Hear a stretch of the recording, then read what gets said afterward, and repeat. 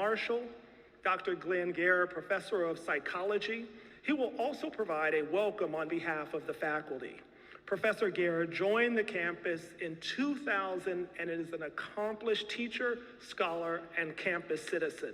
For more than 20 years, Dr. Geher has been an active and involved faculty member whose service contributions reflect his natural strength in building community and supporting students in achieving their goals. He is a past psychology department chair and an engaged faculty member in faculty governance, including as a former academic affairs committee chair. Dr. Geher is founding director of the college's Evolutionary Studies program that has earned the affection of its many students and alumni and the admiration of peers and scholars from around the globe. He also distinguishes himself through his commitment to engaging students to perform their own research and participate in scholarly communities. He is known to inspire students' courage and confidence in and out of the classroom. He is a recipient of the Chancellor's Award for Excellence in 3 categories: Faculty Service for the Year, Scholarship and Creative Activities in 2017, and Teaching in 2009. It is my pleasure to now ask Professor Glenn Geher to share his welcome with you. Oh, he's also a runner.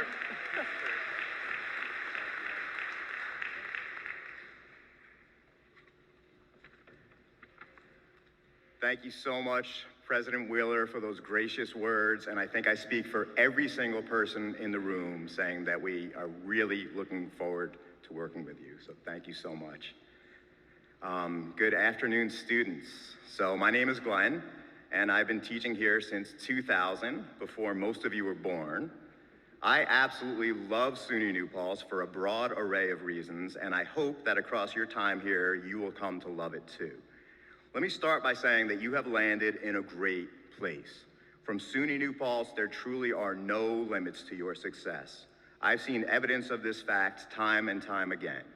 Our students regularly go far, getting advanced degrees at some of the top universities in the world, medical degrees, law degrees, MFAs, MBAs, PhDs, all kinds of master's degrees, and quite often degrees from our own high-quality graduate programs right here at SUNY New Paltz. They obtain careers at some of the most important corporations and governmental agencies in the world. Stay the course, work hard, and you will go far, I have no doubt. Today, I'll be speaking about diversity and its sibling, universality. The concept of diversity is huge in the modern world, especially on college campuses. Here at SUNY New Paltz, we totally walk the walk on this one. People come from different geographical regions, states, and nations. We come from different cultural backgrounds. We often have dramatically different interests from one another. We often differ in basic behavioral traits. Some people are super outgoing. Some of us prefer to largely keep to ourselves. Some of us, like Led Zeppelin, some of us prefer the sounds of Harry Styles, and so forth.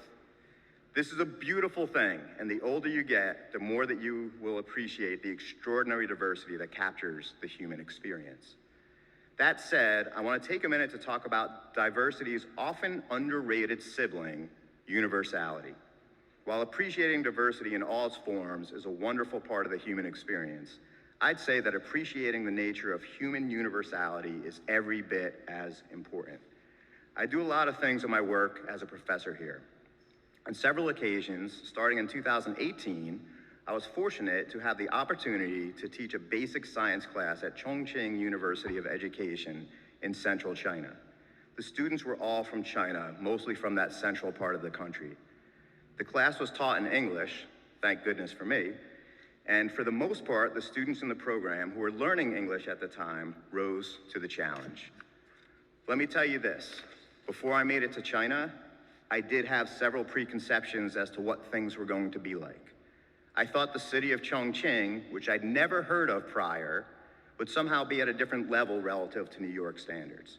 I thought the students and colleagues would be relatively reserved. I had all kinds of ideas, yet at the same time, I have to admit now that in many ways, I had no idea what I was in for.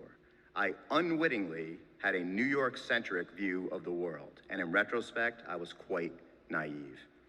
On the plane ride to Chongqing, I read that this is the most populated city in the world, with about 36 million people. I truly thought that was some kind of typo. That's like 4 times as big as New York City. And as someone who grew up in the New York City metro area, I learned, of course, that there's no city in the world like New York. Isn't that what it's like growing up in the New York City metro area? Boy, was I in for a surprise. After I landed at the airport in Chongqing, I was picked up by the shuttle that had been sent by the university. We rounded a bend, and I saw a city skyline that fully rivaled that of Manhattan. I was dumbfounded. The streets, bridges, vehicles, etc., were all fully modern. And while I expected to see more traditional infrastructure, instead I found a higher proportion of Audis and BMWs than we tend to see here in the Hudson Valley. We continued to drive. We came around the next bend.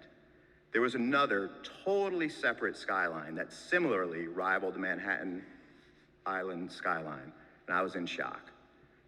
By the time I got to my hotel, we passed about 5 skylines that all looked like the New York City skyline. This was not the China that I'd expected. The next day, I met the students, and while the cultural differences were obvious and apparent, different language, different food, etc., what surprised me most about the people I met had nothing to do with differences at all. Rather, what surprised me most pertained to similarities. Cultural differences aside, these students were no different from New Paltz students. Some were distracted and on their phones the whole time, sitting at the back of the class. Some were talking during my lectures, clearly about their plans for Friday night, and not at all about the content of the course. Some were incredibly serious students, pausing, asking probing questions, thoughtful questions throughout the entire class. And some were extremely extroverted and confident, asking me in front of the entire class to please slow down and enunciate more clearly. I got to spend time with the students outside of the classroom as well. They talked about music and food and clothes and family and friendships, romantic relationships, video games. They talked about partying at the KTV clubs, which I came to learn that a KTV club is kind of like P&G's, which, if you haven't learned yet, is a popular New Paltz hangout for students. Its nickname apparently is Pigs, by the way. And one more quick fun fact, P&G stands for Pat and George's, who were the original owners from decades ago. But I digress. In any case, getting to know the students of Chongqing got me thinking this. These might as well be New Paltz students. They have exactly the same hopes, fears, interests, and dreams. People truly are the same all over. What a delightful and in my face education I got regarding the universal nature of the human experience. So I'd say this, while you're here, make sure to embrace diversity, because at SUNY New Paltz, diversity thrives in so many ways. But at the same time, never forget that at the end of the day, we're all human and we all have a ticket on the same ride. Welcome to the State University of New York at New Paltz. I look forward to hearing all about your successes. Make the world a better place and go get them. Thank